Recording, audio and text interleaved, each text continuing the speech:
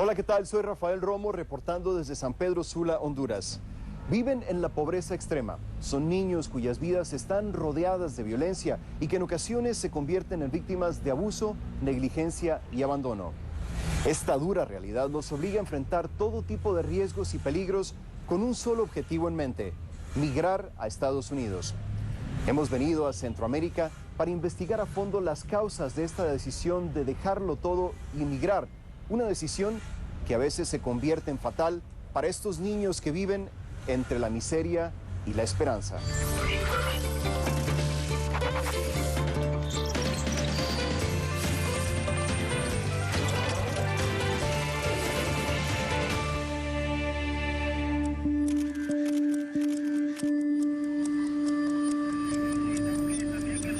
...6:45 p.m. La noche empieza a caer en San Pedro Sula, la segunda ciudad más importante de Honduras. Para estos oficiales de la Policía Nacional, la jornada apenas comienza. San Pedro Sula es una ciudad convulsionada por una guerra entre pandillas, conocidas en Centroamérica como maras. José Yair Mesa, subcomisionado de la Policía Nacional, tiene la misión de cambiar esa realidad. ¿Cuál es su mayor reto en este momento, subcomisionado? Reducir el índice de homicidio. El señor director de la Policía Nacional, el señor ministro y el señor presidente tienen claro, ¿verdad?, que el objetivo de la Policía Nacional y de todas las políticas de seguridad que se han adoptado es reducir el índice de homicidio. Ver de cerca el trabajo de estos oficiales permite darse cuenta de lo monumental de su tarea. Está llegando, listo para echar en cualquier momento. Aquí en San Pedro Sula no hay noche tranquila. Hace menos de una hora nos unimos a este grupo de oficiales de la Policía Nacional de Honduras y ya se recibió la primera llamada de emergencia. Se trata de un homicidio en la parte sureste de la ciudad. Los detalles son escasos. Y anduvieron hurgando porque hurgaron hasta el cuarto de la niña, le dieron vuelta a los colchones y un montón de cosas están hurgadas. Al llegar al lugar de los hechos, el subcomisionado Mesa encuentra a la esposa de la víctima llorando inconsolable. Cuando la niña entró, porque iba atrás de mí, entonces lo vio ahí. Y entonces me vino ella y me dice, mami, mi papi. Entonces fuimos a ver y ella fue hasta allá atrás y la cabulla del lazo, el lazo de la hamaca lo habían cortado. Y con el lazo tiene ya acá una corbata. Y tiene amarradas las manos para atrás y tiene un cable del teléfono en el pie. El subcomisionado identifica a la víctima como Elvis Mauricio Cruz Flores, un pastor evangélico de 36 años a cargo de una iglesia local. Presenta señales de tortura. Además de ser torturado, el cuerpo fue encontrado sobre la cama con las manos atadas. El pastor fue asfixiado con un cable. No, enemigos no tenías. Para la prensa de San Pedro Sula, un homicidio más, parte de la dura realidad cotidiana. Entrado por su esposa aproximadamente hace una hora aquí en la colonia del Valle. En estos precisos momentos está la policía recabando más información de este hecho violento y posteriormente estará llegando aquí medicina forense. Este hecho violento que se reporta en la colonia del Valle, aquí en la ciudad de San Pedro Sula. Es por hechos como este que a San Pedro Sula, Honduras, se le conoce como la capital mundial de los asesinatos. Según la Universidad Nacional Autónoma de Honduras, la ciudad de 753,000 habitantes tiene una tasa de homicidios de 193 por cada 100,000 personas, la más alta en todo el mundo. Esto significa que todos los días ocurren 4 homicidios violentos o más. La violencia es una de las razones principales por las que la gente huye de San Pedro Sula. Antes, dicen los sanpedranos, los que se iban eran hombres en busca de oportunidades económicas en Estados Unidos. En los últimos años, los que se han ido son los niños. ¿En qué momento decide irse su hijo? En el momento que alguien le amenaza, ¿verdad? Porque alguien lo amenazó a que lo iba a matar si él no le hacía unos tatuajes. Vilma Maldonado dice que su hijo adolescente se vio forzado a huir de Honduras tras recibir repetidas amenazas de pandillas que empezaron cuando tenía 15 años de edad. ¿Y hasta donde usted sabe dónde está su hijo? Pues la última vez que me di cuenta estaba en Monterrey. Ya hace 4 años que le llamó desde México por última vez y desde entonces no sabe nada de él. Y está junto a un árbol. Nos muestra fotos de cuando su hijo era niño pequeño, pero prefiere no revelarnos su identidad o fotos de cómo lucía cuando se fue para no comprometer su seguridad. Tiene que ser extremadamente difícil para usted como mamá no saber en dónde está su hijo. He estado en tratamiento con psicólogos porque sí, hubo un tiempo que no soportaba. No podía ni mencionarlo a él porque sentía que me volvía loca. Cuando usted piensa en su hijo, ¿qué se le viene a la mente? A veces pienso que está muerto.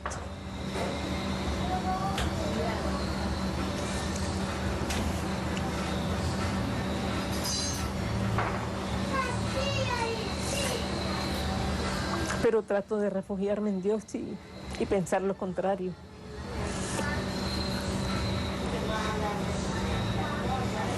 Y pedirle a Dios que me quite esas ideas, porque si yo estoy confiando en Dios, tengo que confiar que mi hijo está vivo. En cuestión de 1 año, más de 18,000 menores de edad provenientes de Honduras fueron detenidos por autoridades migratorias de Estados Unidos tras cruzar la frontera sin documentos, según el Departamento de Aduanas y Protección de Fronteras. En total, más de 67,000 menores, principalmente centroamericanos, fueron detenidos tras seguir una ruta similar por México.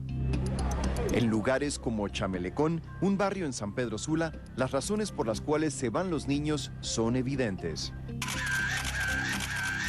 Mira esa casa, ya tiene como 1 año y fracción, que no fueron las primeras casas que abandonaron la gente, igual como esta. En un recorrido con la Policía Militar de Honduras vemos señales de la presencia de pandillas por todas partes y cientos de casas abandonadas. Este es el barrio de Chamelecón, aquí en San Pedro Sula. Las autoridades nos dicen que muchos de los pobladores habían abandonado esta zona debido a la violencia. De hecho, se consideraba un barrio fantasma y todavía quedan muchos edificios que están abandonados. Pero operativos como este de la Policía Militar han permitido que muchos recuperen la confianza en esta zona y hay familias que ya empiezan a regresar. Estamos patrullando el barrio con una fuerza especial que el gobierno de Honduras ha enviado con la misión de retomar el control de esta parte de la ciudad. Buenas tardes, señora. Y aunque la zona se ha pacificado relativamente hablando, el miedo de los pobladores sigue siendo evidente. Nadie quiere hablar. Muchas de las casas aquí en el barrio de Chamelecón fueron abandonadas o en otros casos las familias enteras fueron eliminadas por miembros de pandillas rivales. Como podemos ver, esta casa está completamente vacía y aún quedan huellas de la violencia que se generaba en esta parte de San Pedro Sula. En esta parte de aquí se aprecian los balazos, agujeros de bala en la pared. Y bueno, es el mismo caso que vemos en otras residencias de la región y por eso es que Chamelecón se convirtió en un barrio fantasma. Hasta hace unos meses, esta área era la zona cero de una guerra entre las 2 pandillas más poderosas de Honduras. ¿Cuál es el significado, capitán, de esta esquina donde estamos? Bueno, mire, esta es una de las esquinas que donde aquí se enfrentaban lo que se llama la Mara MS y la 18. Me llama mucho la atención, capitán, el hecho de que en esta área vemos muchas casas abandonadas, edificios abandonados. ¿Qué fue lo que pasó aquí? ¿Por qué se fue la gente? Mire, la gente por el mismo temor, porque disparos, hubieron gente que fallecieron por un proyectil perdido y murieron. Y la otra, el temor, la misma Mara corrían a las personas para utilizar sus casas para esconderse de la policía y lo utilizaban también como trinchera. Entonces, digamos, esta era como la línea divisoria entre una Mara y otra. La otra, esta es la que le llaman la frontera. Aquellos cuidaban allá y estos cuidaban aquí para que no entraran y habían el conflicto. El capitán Oseguera dice que llegaron a contar 300 casas abandonadas y 80 familias que huyeron. El conflicto se puede definir en términos militares. De aquí para abajo empezaba lo que era la guerra entre ellos. Si nosotros fuéramos personas comunes, no estuviéramos parados también aquí. En otras palabras, si no estuviera yo con usted, mi vida estaría en peligro.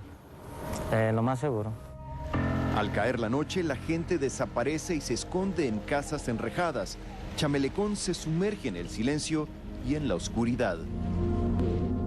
Al regresar, es algo terrible, triste, doloroso y vergonzoso como hondureños, que 17,000 niños se nos hayan ido desesperados por el hambre y la violencia. ¿Y qué están haciendo las autoridades para evitar que miles se vayan de Centroamérica? Pero el problema de la violencia, señor presidente, es apremiante. O sea, la gente está desesperada. Y yo le quiero preguntar esto, ¿estaría usted dispuesto a hacer un pacto con pandillas con tal de que reduzca la violencia como primer paso hacia una solución del conflicto?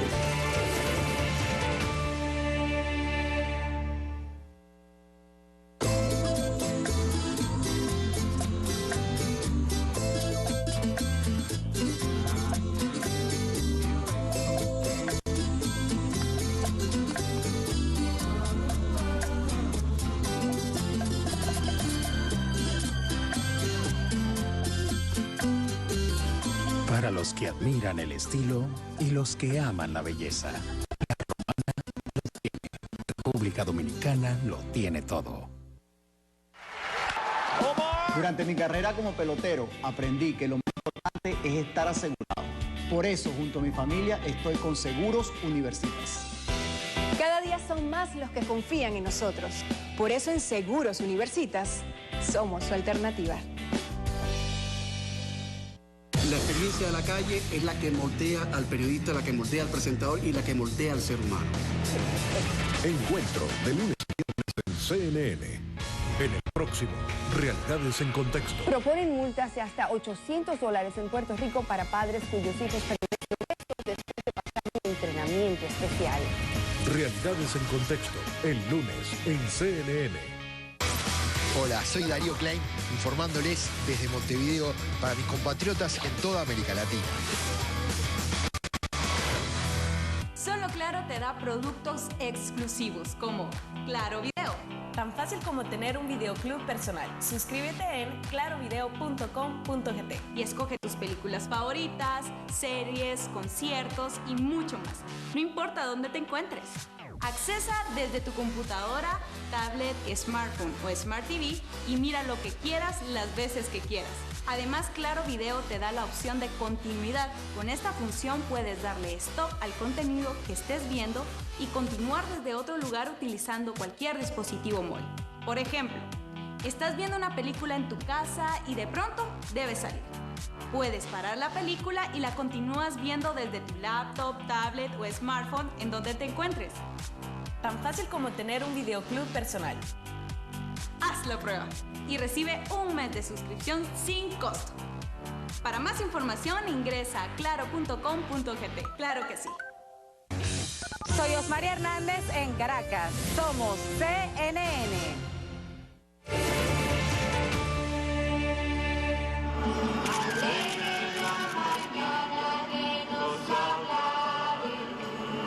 Es mañana de domingo en la Catedral Metropolitana de San Pedro Sula. Y comenzamos la Santa Misa en el nombre del Padre, y del Hijo, y del Espíritu Santo.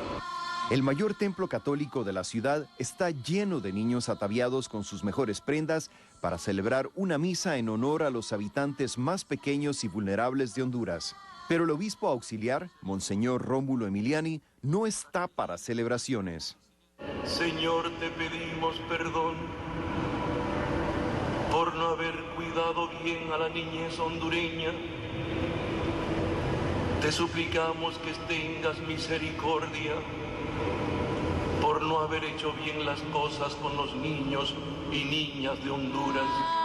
Para Emiliani no se trata solo de palabras. El religioso ha salido a los barrios más peligrosos de Honduras a hablar con las pandillas más violentas en busca de un acuerdo de paz, un acuerdo que no ha logrado. Protégelos de todo peligro y de todo mal. Las pandillas controlan territorios, cometiendo todo tipo de actos de extorsión. También dice que ha rescatado a más de 60 jóvenes de las pandillas, aunque muchos de ellos han sido asesinados precisamente por querer abandonarlas. Por estos días Monseñor Emiliani dice que está furioso por la cantidad de niños que han huido de la violencia implacable que existe en muchas comunidades de Honduras. Es algo terrible, triste, doloroso y vergonzoso como hondureños que 17.000 niños se nos hayan ido desesperados por el hambre y la violencia. Es una bofetada al rostro nuestro. Y hay gente que no le importa 17.000 niños. Imagínense el trayecto de aquí hasta allá, un niño de 4, 6, 8, 10, 12 años hasta Estados Unidos. Muchas de las niñas han sido manoseadas y algunas violadas por los coyotes. Emiliani también culpa a las redes de traficantes de indocumentados, mejor conocidos como coyotes, por el éxodo de menores no acompañados. Los coyotes se han convertido en un grupo realmente criminal, yo pienso, porque ofrecen paraísos que no existen en Estados Unidos. Los han engañado a familias enteras, cobrando hasta $5.000 por niño. En Estados Unidos van a tener comida gratis, educación gratis, ropa gratis, salud gratis. Vengan con los niños, mentira, los van a deportar. Emiliani es también un crítico del gobierno del presidente Juan Orlando Hernández. Según el obispo, Hernández está poniendo mano dura contra el crimen, pero no está haciendo lo suficiente para disminuir la pobreza. Aquí en Honduras, más del 60% de la población vive en la pobreza. Él tiene una política bien interesante de enfrentarse al crimen organizado y a las fuerzas del mal, y yo creo que es muy valiente, es osado, es inteligente, y lo veo con ganas de hacer algo, y creo que hasta su vida peligra, él lo ha dicho. A principios de octubre, Hernández le dio un duro golpe al narcotráfico con la captura de Miguel Arnulfo y Luis Alonso Valle. Según las autoridades, los hermanos dirigían una de las organizaciones de narcotraficantes más poderosas de Honduras. Pero en el tema de las pandillas hay que tener otra política, sin dejar pues el tema de seguridad, tratarlo de otra manera, porque son muchachitos de 13, 14, 16, 18, 20 años, muchos de ellos que no quisieran seguir en las pandillas, pero si no les damos una oportunidad para salir, entonces dialogar con ellos, brindarles programas de recuperación. Esa fue precisamente la pregunta que le hicimos al presidente de Honduras, Juan Orlando Hernández, en la Casa Presidencial de Tegucigalpa. Pero el problema de la violencia, señor presidente, es apremiante. O sea, la gente está desesperada. Y yo le quiero preguntar esto, ¿estaría usted dispuesto a hacer un pacto con pandillas con tal de que reduzca la violencia como primer paso hacia una solución del conflicto? No, porque ya usted vio, estudia el caso de Honduras. Aquí hubo un expresidente que al inicio de su gobierno se sentó y dijo, bueno, conversemos. Luego usted mira el caso de El Salvador y mire lo que ha ocurrido. Un acuerdo de paz entre pandillas y el gobierno en El Salvador el año pasado hizo que disminuyera el número de homicidios unos meses, solo para repuntar con la misma intensidad. 17,000 niños se han ido de Honduras en el último año, de acuerdo a las últimas estadísticas. Mucha gente dice que esto es una vergüenza para Honduras, es una vergüenza para Centroamérica, es una vergüenza para América Latina. ¿A usted como presidente le avergüenza que se estén yendo niños del país del cual usted está a cargo? Me duele mucho. Y además de ser algo que nos impacta a nosotros, los hondureños, eso debe avergonzar a la humanidad, donde sea que eso ocurra. Donde sea que eso ocurra, debe ser un golpe a la conciencia. Cuando a mí me dan los primeros informes, claro, esta ola tan inusitada y tan dramática inicia en octubre del año pasado. Pero nosotros asumimos nuestra responsabilidad. Contrario a lo que afirman sus críticos, el presidente Hernández dice que no solo ha puesto mano dura contra el narcotráfico, sino que también ha implementado programas contra la violencia y la pobreza. Su gobierno, dice Hernández, está recuperando áreas que antes estaban en manos del crimen organizado, como este parque en el barrio de Chamelecón, donde recientemente hubo un festival dedicado a los niños. Si su familia hubiera estado en alguna situación de extrema pobreza en algún momento y su hijo Juan Orlando le hubiera dicho, papá, ya no soporto más, me quiero ir, ¿usted lo hubiera dejado que se fuera solo a Estados Unidos? Es difícil contestar esa pregunta. Es difícil. Si hay un riesgo, uno como padre mira la forma de evitar que su hijo siga sufriendo ese riesgo. Ahora es desgarrador dejarlo ir solo, porque el riesgo aumenta. Pero como hace poco me decía un pastor de una iglesia, que él recoge muchachos que están en problemas en las pandillas, le decía, no te vayas a Estados Unidos, porque algo te va a pasar en el camino. Las probabilidades son más que te pase un problema. Pero igual, si yo me quedo aquí, ya estoy amenazado. Aquí lo importante es entender ese drama y entender también que el fenómeno de la migración o la acción de migrar de un ser humano es casi un derecho. La primera dama, Ana García de Hernández, ha viajado a México y a Estados Unidos para escuchar personalmente de los migrantes. Recibe también a los que han sido deportados y ha creado programas de ayuda. Que yo le quiero preguntar a usted, señora primera dama, es si hay una madre en estos momentos considerando enviar a su hijo a Estados Unidos, entregárselo a un coyote en sus manos, ¿qué le diría usted a esa madre? Pues es el mismo llamamiento que he hecho a lo largo de estos meses que hemos estado en esta crisis migratoria. No arriesguen la vida de sus hijos. Sé que en el país hay problemas, pero también sé que son más grandes los problemas que se van a enfrentar en el camino y son más grandes los riesgos. Pero para Monseñor Emiliani, la respuesta del gobierno a la crisis migratoria ha sido, en el mejor de los casos, insuficiente. Se han ido porque hay hambre y el hambre es mal consejero. Se han ido porque hay violencia absurda, abominable, criminal. Aquí cuando un sicario mata a alguien, no le importa si están los niños cerca del papá o de la mamá y matan a toda la familia.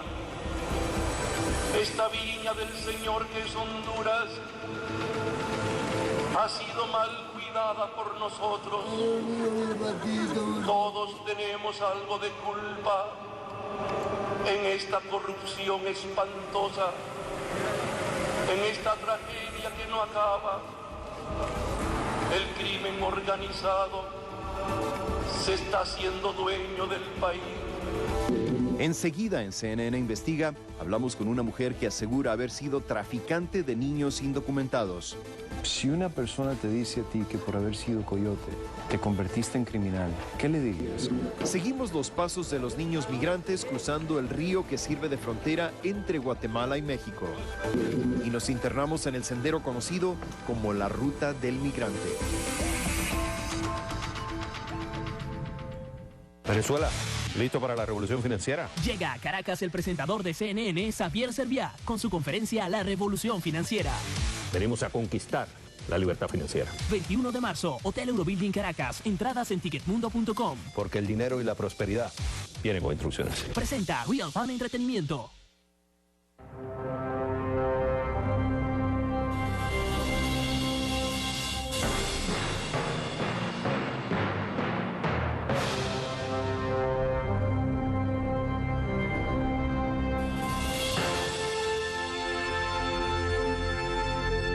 Nuevo Smartbox Tricom, tu triple play y más en un solo equipo desde 2.490 pesos. Ahora en casa, todo encaja. Tricom. Leopoldo López habla en exclusiva con CNN. Y como te habrás dado cuenta, pues en este momento ya estoy rodeado de la custodia y están obligándome a terminar la llamada. Quieren arrancarme el teléfono, pero no lo voy a permitir. Acompáñame en una edición muy especial de Conclusiones, este miércoles en CNN. ¿Cuántas veces has visto una película que te recuerda algunas experiencias de tu vida? Acompáñame a comparar las películas nominadas del 2015 con hechos reales. Una analogía entre historias verdaderas que parecen sacadas de los libretos de largometrajes. Historias fuera de cámara, pero que parecen de película. Fuera de cámara, el sábado en CNN. Vivimos en un mundo cada vez más interconectado. Brasil vive en este momento mucho conflicto. Y la sociedad crea un impacto en cada uno de nosotros. Un ciclo constante. Entonces, ¿qué es lo peor, la droga o el narcotráfico? Es la experiencia, lo que vamos a ver en Uruguay. En Oppenheimer Presenta traemos las figuras más influyentes del mundo para analizar los problemas que afectan a nuestra sociedad. Oppenheimer Presenta, esta noche en CNN. Enseguida volvemos con CNN Investiga y el documental Entre la miseria y la esperanza. Siga con nosotros aquí en CNN en español. Este es José. Estudia inglés en línea con Open English, donde y cuando él quiera. Le encanta tomar clases en vivo por internet con su profesora Jenny.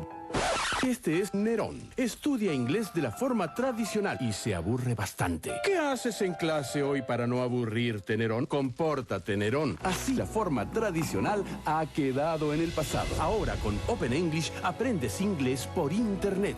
Open English, un método inteligente. Israel, las divisas palestinas. La información nunca cesa, es imparable. Comunicaciones de Rusia, de Irak. Todos los días se generan nuevas historias. Los principales acontecimientos del mundo, el Mirador Mundial el fin de semana. Una conexión continua con las noticias que marcan el curso de la historia.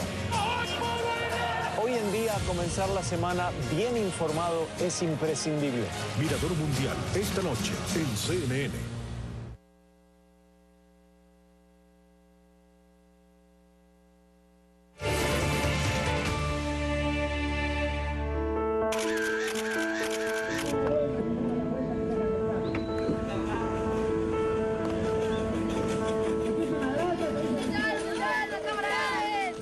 Las Brisas, Guatemala, población 1500.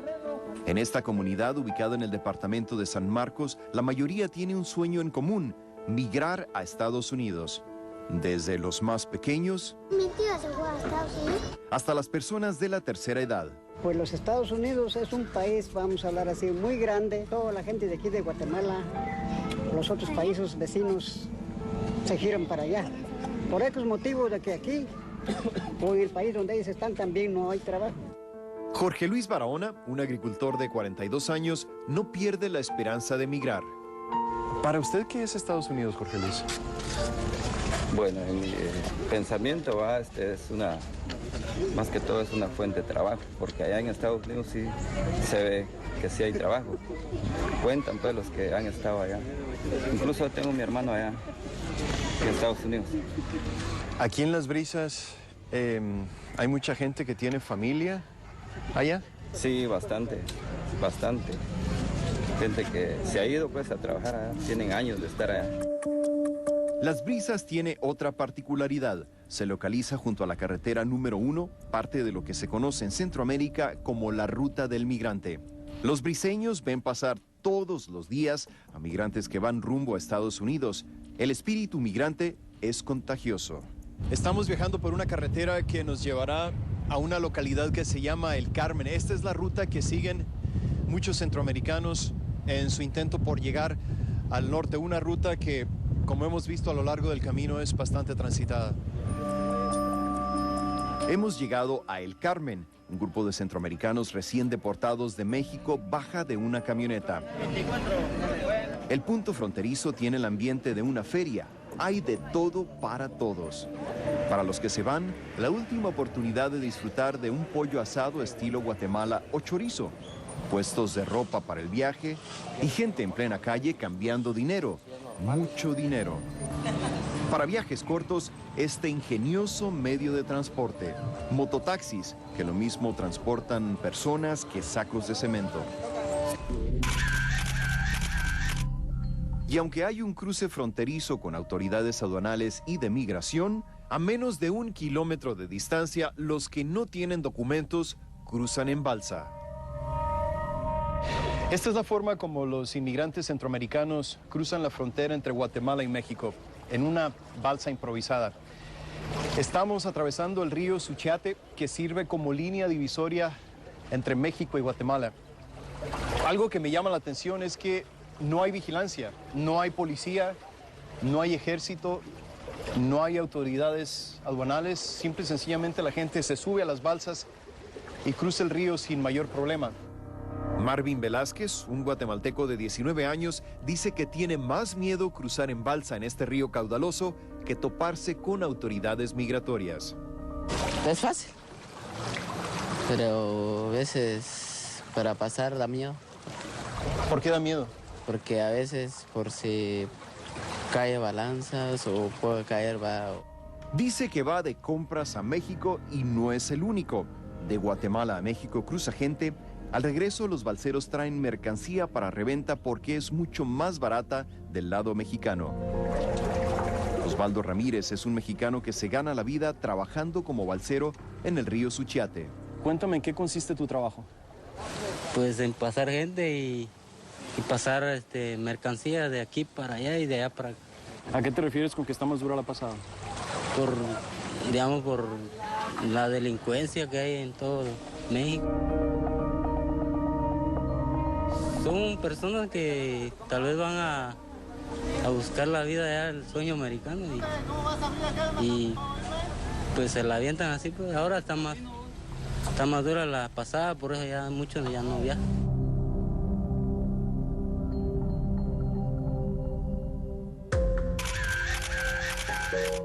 Alguien que sabe de los peligros que enfrentan los migrantes es Griselda Macario. La guatemalteca dice que durante 3 años fue traficante de migrantes indocumentados. Su especialidad, niños migrantes, algunos de ellos bebés, de quienes fingía ser su madre para facilitar el viaje por México.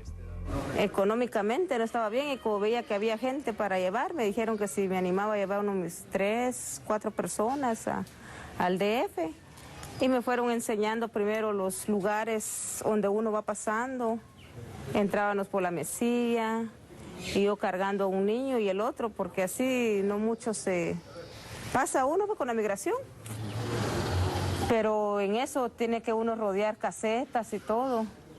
En eso de ahí hasta en el monte dormíamos y con los bebés. Y se me acababa el agua del termo, de agua del río para hacerle su pacha. Si una persona te dice a ti que por haber sido coyote te convertiste en criminal, ¿qué le dirías? Que eso no es ser criminal, es una forma de ayudar a las personas para irse, los que necesitan. Pero también hay coyotes que se basan a eso y les roban. Pero no son todos, lo que los coyotes es para ayudar a la gente, pues, a que lleguen. Algo que Macario nos dijo y que nosotros pudimos constatar es que hay muchos puntos a lo largo de la frontera entre México y Guatemala donde no hay vigilancia. Mauricio López Bonilla, ministro de Gobernación de Guatemala, admite que uno de los grandes retos para su país es el control fronterizo. El control de los pasos fronterizos para nosotros es fundamental. Pero aquí tenemos un primer tema, ¿verdad? Hay una gran porosidad fronteriza. Ministro, ¿cuántos puntos no controlados hay en las fronteras de Guatemala? Este es un número bastante variable, pero solo, por ejemplo, en frontera con México, nosotros tenemos contabilizados 255 pasos no controlados, que van desde pasos peatonales hasta pasos en donde pueden pasar también vehículos, ¿verdad? Es una frontera, como les decía, de casi 1000 kilómetros, aproximadamente 964 kilómetros. En el caso de El Salvador tenemos 90 puntos no controlados y en el caso de Honduras aproximadamente unos 70. La prioridad para Guatemala, dice López Bonilla, es detener narcotraficantes, no migrantes en busca de una mejor vida. Además, hay un convenio entre Guatemala, Nicaragua, El Salvador y Honduras. Los 4 países centroamericanos que tienen el convenio pueden transitar libremente, ¿correcto? Exactamente, a eso iba en la segunda parte de esto. Y es que en Guatemala la presencia de un salvadoreño, de un hondureño, de un nicaragüense o de un costarricense, inclusive, no es problema legal, porque la Constitución Política de la República de Guatemala reconoce a todos los centroamericanos como guatemaltecos. A lo largo de la frontera con México hay muchos pasos como este, veredas que permiten el libre acceso a México sin ningún tipo de vigilancia. Estamos en la localidad del Ceibo, Guatemala. Al fondo aparece el cruce fronterizo de México con el letrero en la parte superior que dice "Bienvenidos a México". Por ahí cruzan los turistas guatemaltecos que tienen una credencial expedida por el gobierno de México para cruzar, precisamente con ese fin. Pero los que no tienen, o los que no son guatemaltecos y no tienen derecho a conseguir ese documento, optan por cruzar por este lado, por esta vereda lodosa, siguen caminando varios kilómetros hasta que logran internarse en territorio mexicano. Gente del lugar que prefiere no aparecer en cámara nos dice que, como no hay vigilancia, por estas veredas pasa hasta ganado. En esta vereda lodosa es donde termina el territorio guatemalteco y es donde los migrantes empiezan a internarse en territorio mexicano. Es una ruta que la gente conoce como la ruta del migrante. Por aquí pasan miles y miles cada año, los que no tienen documentos, es decir, siguiendo su camino hacia México y posteriormente Estados Unidos. Al volver, una misión aérea contra el narcotráfico. Estamos sobrevolando la zona del altiplano de Guatemala. Y un migrante nos cuenta su desgarradora historia de secuestro y tortura. ¿Cómo los mataban?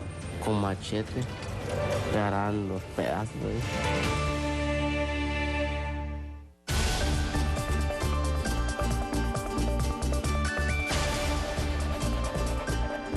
¿Qué tal? Soy Nelson Quiñones con un resumen de las noticias más importantes a esta hora. En Dinamarca, la policía detuvo este domingo al menos 2 personas posiblemente vinculadas con la investigación de 2 ataques terroristas que en las últimas horas dejaron 3 muertos y 5 heridos. Horas antes, la policía informó que había matado al hombre que creen responsable de los atentados.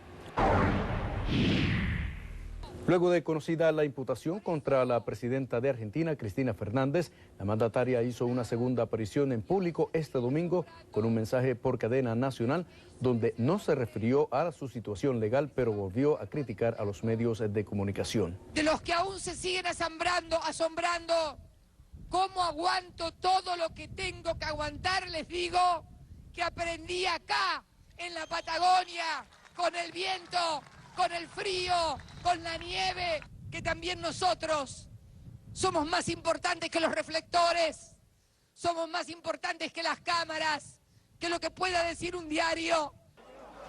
Fernández es investigada por supuestamente encubrir a los sospechosos iraníes del atentado terrorista a la mutual judía AMIA en 1994 que dejó a 85 muertos. Les habló Nelson Quiñones. Continúen con nosotros en CNN.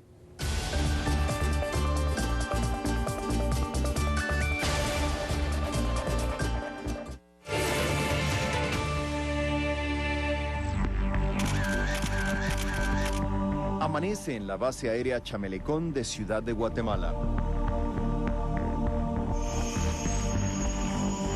Un equipo de fuerzas especiales se prepara para una misión.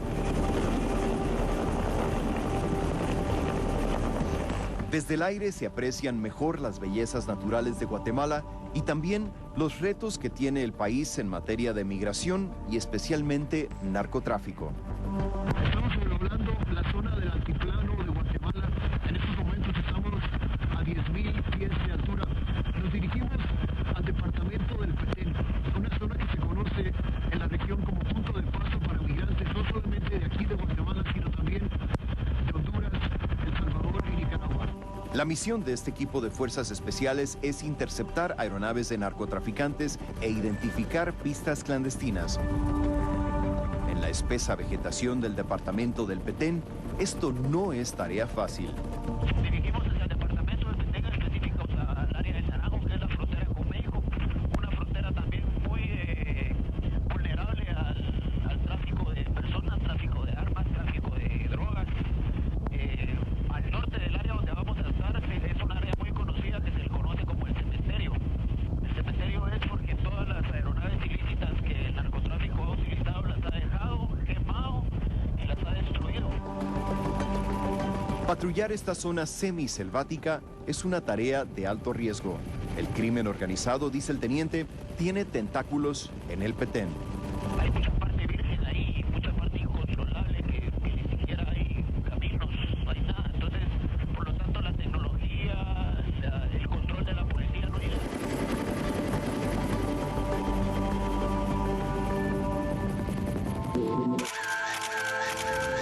Precisamente por esta zona cruzó la frontera mexicana Edwin Antonio García, un migrante guatemalteco. Lo encontramos en un albergue para migrantes en la población de Tecunumán, Guatemala. Aunque ya fue deportado 2 veces, está a punto de intentar el viaje a Estados Unidos una vez más. No voy por mi hijo que tengo en Estados Unidos porque Estados Unidos me deportó y no le importó, ¿verdad?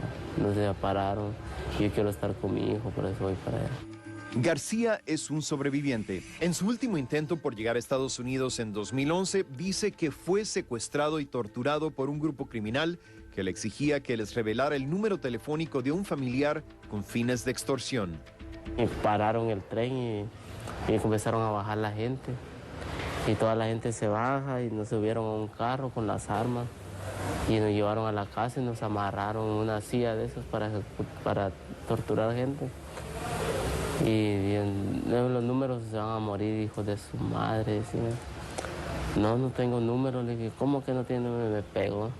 Y a otros le agarraron así en la cara y dijo, no, dar el número, vamos a matar uno. Y mataron uno ahí y pedimos el número. ¿Cómo los mataban? Con machete. Te agarraban los pedazos ahí. Si te agarraban, quitaban una mano y la familia vio oyendo cómo gritaban. Dice que cuando los sicarios se fueron, uno de los migrantes logró desamarrarse y le ayudó a escaparse al resto del grupo. Así fue como salvó su vida. ¿Y entonces por qué quieres regresar? Por mi hijo. Y porque aquí no hay trabajo y quiero hacer mi casa. Mi mujer dice que se viene, pero cuando tenga casa, pues no tengo nada. Dice que no ha visto a su hijo en 3 años. Al regresar en CNN investiga. El migrante es la vaquita de leche. Todos ordeñan al migrante. El migrante da dinero para todo el mundo. ¿Y es verdad que la policía exige sobornos a los migrantes?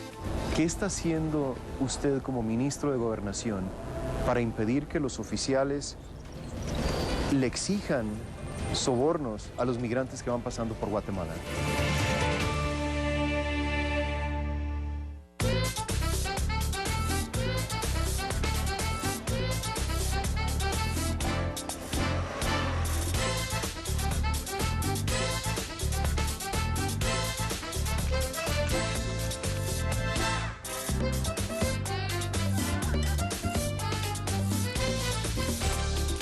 Para los que aman la historia y los que viven la suya, Santo Domingo lo tiene. República Dominicana lo tiene todo.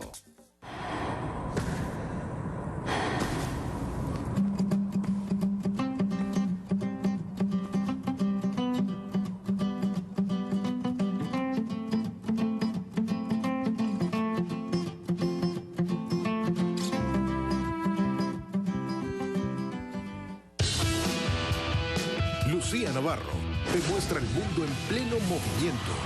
Actualidad en vivo, de lunes a viernes, en CNN. Hola, soy Mario González desde la Ciudad de México, reportando para todos nuestros paisanos en América Latina. Una revolución transforma el mundo de los negocios con el impulso de la tecnología. En Portafolio Global hablamos de los modelos de negocios que surgen y de cómo aprovechan las empresas esta realidad. Conoce las historias del día y descubre las opciones, soluciones y herramientas a los desafíos de nuestros tiempos. La innovación es la estrategia que impulsa a las empresas, abre oportunidades y rediseña nuestra manera de vivir. Portafolio Global, a partir del 16 de febrero, en CNN. ¿Qué pasa cuando pones sobre la mesa asuntos de política estadounidense? Lo que quieren los demócratas son los votos de los hispanos. No, lo que queremos es algo digno. Te encuentras con un interesante choque de opiniones. No hay ni un caso registrado de una muerte por sobredosis de marihuana. Sin estos inmigrantes, los americanos pierden trabajo. Los contactos con Cuba es invertir en un dictador. Juan Carlos López en Choque de Opiniones. Esta noche en CNN. Hola, soy Ione Molinares. Somos CNN.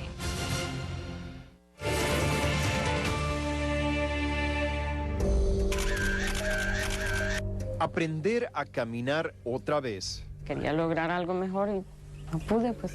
Alexis González Meléndez es un joven de 16 años que sabe en carne propia lo riesgoso que puede ser viajar a Estados Unidos. Siempre he querido estudiar y he querido, bueno, tener una mejor vida y dar para mis hermanos también. A principios de 2014, cuando todavía tenía 15 años de edad, González tomó la decisión de partir de Honduras con el sueño de llegar a Estados Unidos. Dice que su sueño era ganar dólares para ayudarle a su madre y a sus hermanos, un sueño que resultó mucho más costoso de lo que Alexis hubiera imaginado. Viajó por tierra a través de Guatemala, dice, en compañía de una prima de su misma edad. Una vez en México decidieron subirse en el tren de carga conocido por los migrantes como La Bestia. Nos dijeron los federales de que podíamos bajarnos de ese tren y subir a unos vagones que cargan fierros, no sé. Entonces nos fuimos ahí para que no nos viera migración adelante. Entonces a la próxima, cuando ya habíamos pasado, cambiaron de vagones y ya los vagones eran diferentes porque no tenían escaleras para subir. Entonces nos fuimos parados en como una grada nada más, que es donde se ensambla un vagón con otro. Y ya de ahí nos amarramos, ya de ahí no recuerdo. Lo que sucedió después es difícil de relatar. Meléndez dice que se quedó dormido, se cayó del tren y cuando despertó se dio cuenta de que había perdido una de sus extremidades. Pues había perdido la pierna derecha y parte del talón de la pierna del talón izquierdo. Fue rescatado por un campesino, afirma, y atendido por la Cruz Roja Mexicana. Con la asistencia de las autoridades migratorias mexicanas, obtuvo una prótesis y ahora está aprendiendo a caminar de nuevo a los 16 años. Su madre, Mercedes Meléndez, dice que el joven se fue sin avisarle o pedir permiso. Él a mí solo una media plática me hizo. De ahí él lo que hizo fue que me dejó una carta que tengo ahí. Detrás de la sonrisa que le muestra a extraños, dice su madre, se esconde un adolescente que vive en la depresión. Él me ha dicho que él se aflige, que no sé qué. Ahorita sí ha estado un poquito que ya no me dice cosas, ¿no? Porque a mí me preocupa, que dije que tiene ganas de morirse. Yo me aflijo, me preocupa eso, porque él siempre dice que se quiere matar. Otros niños han perdido la vida viajando a través de México en La Bestia. Juan Armando Enamorado, un joven que decidió irse a Estados Unidos a los 17 años, dice que salvó la suya de milagro. Y ya estando arriba, suben pandilleros y te cobran lo que es una renta. Una renta de $100, creo, $100. Y pues el que no la paga, pues luego lo matan o lo tiran del tren. Antes de que lo mataran pandilleros porque no traía dinero para darles, tuvo que saltar de un tren en movimiento. Ellos se suben, cuando ellos se suben, todo el mundo empieza a gritar, vienen a cobrar. Si se corrió la voz por todo el tren, que empiezan a que vienen a cobrar los mareros. Cuando yo escucho eso, yo lo que hago es que me bajo por unas gradas y me tiro. El tren iba corriendo, no sé, hacia 50, 40, iba al tren. Y yo me tiré, caí pues entre una zacatera. Tuvo que caminar 4 días. Cuando sentía que moría de cansancio, hambre y sed, llegó a una población donde le brindaron ayuda. Otro que dice que estuvo a punto de morir es Marlon Edgardo Peraza, un migrante que dice que él y su padre fueron abandonados en el desierto por un traficante de indocumentados. Y los quedamos perdidos en el desierto, lo cual fue 5 noches y 4 días. Yo ya andaba exhausto, no tomábamos agua, no comíamos nada y solo caminando y caminando y caminando para encontrar la carretera para poder salir. Y la verdad, mi papá se sentía bien triste, bien decepcionado, arrepentido de haberme llevado porque miraba que estaba perdiendo a su hijo. ¿Pensaste que ya había llegado el final de tu vida? Sí, yo no me levantaba, a veces él me cargaba. Él me cargaba, yo ya no me sentía ánimo ni de moverme ni nada. Y él, por la lucha a querer seguir adelante, él me levantaba y me ayudaba. Para el padre Ademar Barili, director de la Casa del Migrante Sin Fronteras, uno de los peligros más grandes para los migrantes son las mismas autoridades. Aquí en la esquina, Policía Nacional Civil le quita 30 quetzales de un pobre migrante que era del Petén y no tenía dinero para regresar a su lugar de origen. ¿Cómo puede ser que también nuestras autoridades todavía no comprenden que estamos para dar seguridad a esta gente? El sacerdote católico de la Congregación de los Misioneros de San Carlos Calabrinianos dice que la vulnerabilidad de los migrantes los convierte en blanco de todo tipo de abusos. Hay muchísimos casos de trata, de violencia. La mayoría es cierto, por la cuestión económica. Pero dentro de todo esto hay todo un proceso. El migrante ahora es perseguido, el migrante es la vaquita de leche. Todos ordeñan al migrante. El migrante da dinero para todo el mundo. Asegura que solo los dejan seguir su camino tras sobornarlos. No entiendo, no comprendo cómo alguien puede parar a un migrante para quitarle lo poco que tiene todavía. Es porque o no ha vivido, o no tiene corazón, o ya no es humano. Como ministro de Gobernación, Mauricio López Bonilla está a cargo de las fuerzas policíacas del país. ¿Los policías le quitan dinero a los migrantes? Ha ocurrido en varias ocasiones, tenemos hechos en donde esto ha ocurrido. ¿Qué está haciendo usted como ministro de Gobernación para impedir que los oficiales le exijan sobornos a los migrantes que van pasando por Guatemala? Uno es hacer ver este tema. Dos, hemos aumentado los controles internos fundamentalmente de inspectoría. Y tres, estamos fomentando también la denuncia respecto de estos hechos.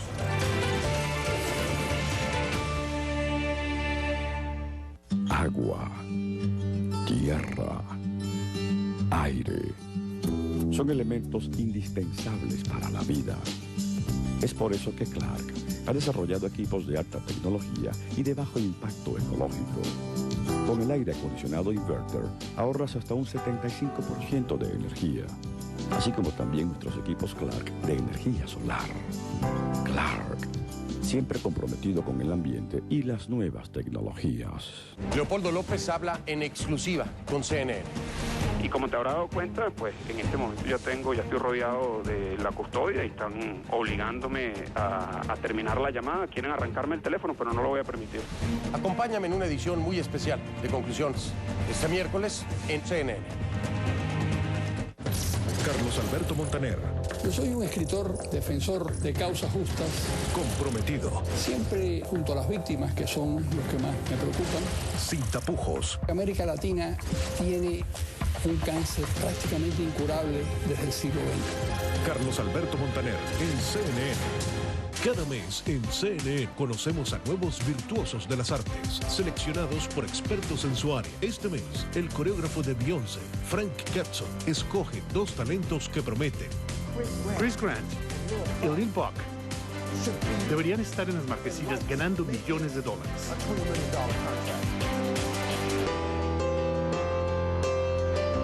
Talentos que prometen, el sábado en CNN, en asociación con Cartier. Cuando cada minuto cuenta, necesitas una periodista con instinto y experiencia. Sigue de cerca los momentos decisivos.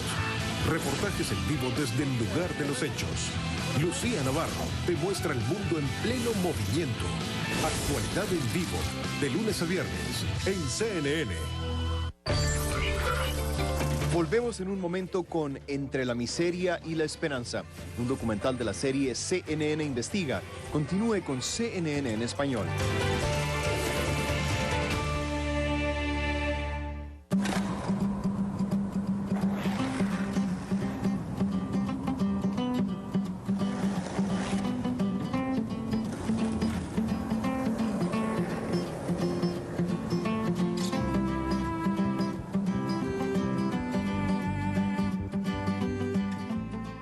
Deportes CNN. Inspírate. Motívate. Descubre. Y únete a nuestro equipo. Todos los días en Deportes CNN. En los momentos decisivos. Sí, prometo. Cuando tu voz se hace escuchar y tu participación marca el futuro. Fue el primer gobierno y este va a ser el mejor. CNN te hace testigo de los acontecimientos que impactan tu vida. Te da acceso a los líderes de diversas ideologías políticas. Para lograr la paz. Se ha eliminado un obstáculo entre nuestros países. Mantente informado. Sigue con CNN.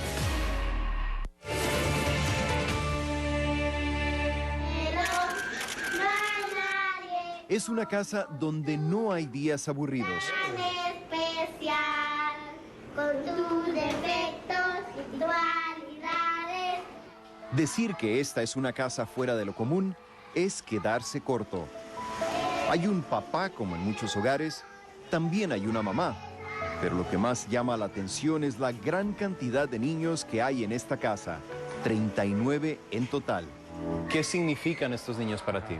No, todos los niños aquí son mis hijos y no hay otra cuestión.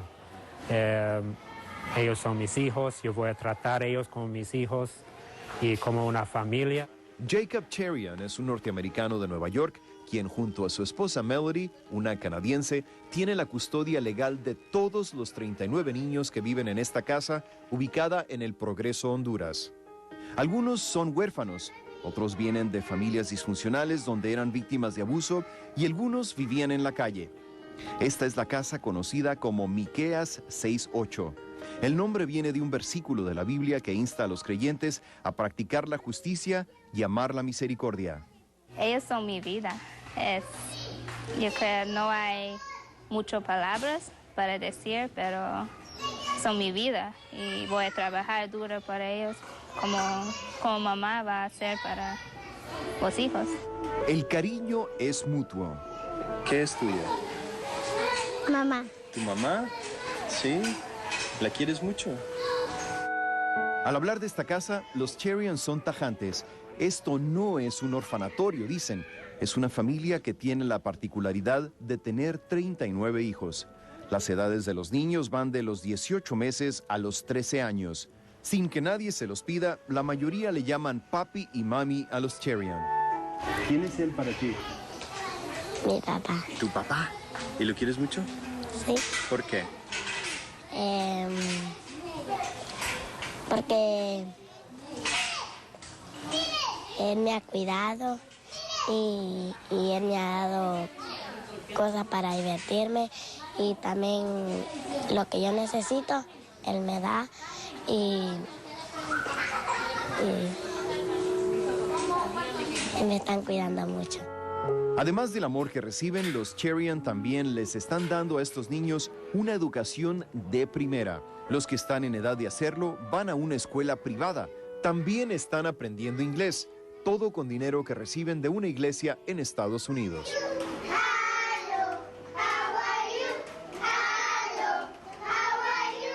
Es increíble, dicen los Cherian, lo que el amor y una buena alimentación pueden lograr.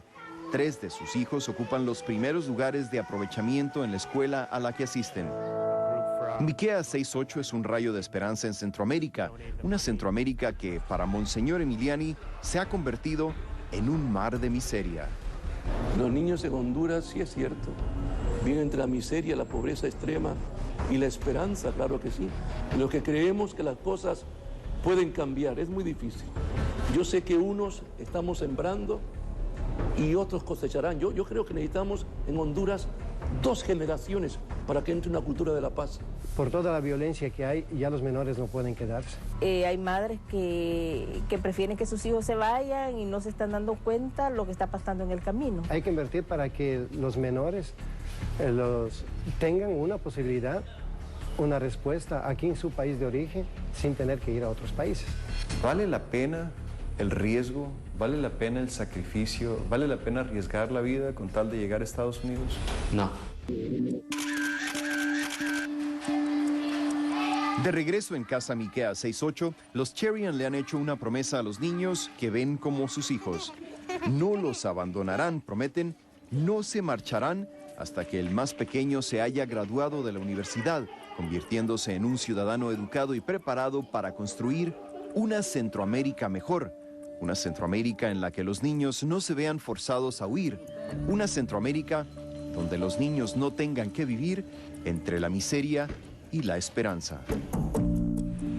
A pesar de los esfuerzos de gobierno y organizaciones, los factores que llevan a estos niños a vivir en la pobreza extrema, una situación que, como hemos visto, los hace vulnerables al crimen y a la violencia, han cambiado muy poco. Este año la pobreza se ha recrudecido en Centroamérica debido a desastres naturales. Hubo varios sismos en la región que dejaron daños moderados y por lo menos un muerto. Aquí en Honduras hubo sequía en la primavera y verano en el sur del país. Más recientemente el problema fue lo opuesto, inundaciones en la costa norte. Esta situación entorpece el desarrollo económico y la creación de fuentes de trabajo que le darían opciones a futuro a estos niños que siguen soñando con migrar al norte, mientras que viven entre la miseria y la esperanza. Yo soy Rafael Romo, reportando desde San Pedro Sula, Honduras. Gracias por su atención y hasta la próxima.